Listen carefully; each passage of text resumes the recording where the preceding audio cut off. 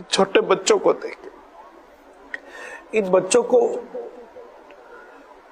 اجڑنے سے آپ بچا سکتے ہو۔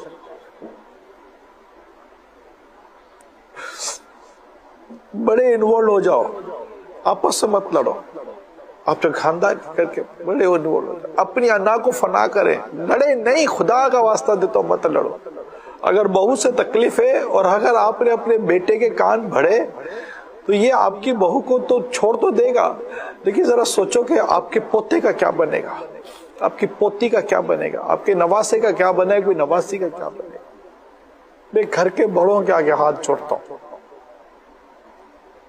اپنے بچوں میں محبت پیدا کرنے پر ہی محنت کریں۔ اگر بہو میں کوئی خرابی ہے تو اپنے بیٹے کے آگے ڈکلیئر نہ کریں، پی جائیں۔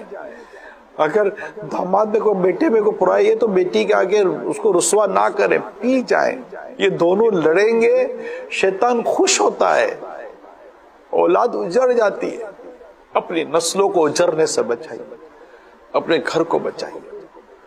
بہت ہی ایکسٹریم سچویشن ہوتی ہے گھر ٹوٹنے کی، مگر یہاں پر ایسا نہیں۔ طلاق اتنی بڑھ چکی ہے ہمارے معاشرے میں، اللہ کی پناہ۔ اے لڑنے والے میاں بیوی، میں آپ دونوں کو کہہ رہا ہوں، ذرا اس بچے کے سہمے ہوئے چہرے کو ذرا دیکھو کہ وہ کیسا سہما ہوا ہے۔ کیا کہ میرے ماں باپ الگ ہو گئے تو میرا کیا بنے گا؟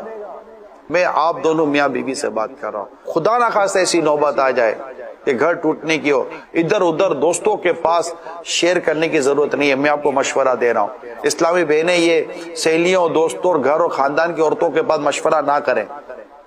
دیکھیں کہ ان سلجھا ہوا، خوف خدا والا، سمجھ رکھنے والا اور سنسار کو سمجھنے والا اگر کوئی ایسا جاننے والا علم جان پہچان والا ہے، یا عورت ہے یا مرد ہے، علماء سے زیادہ میں ان کا فائدہ ہوگا، ان سے مشورہ کریں، وہ بھی شریعت کے دائرے میں رہے۔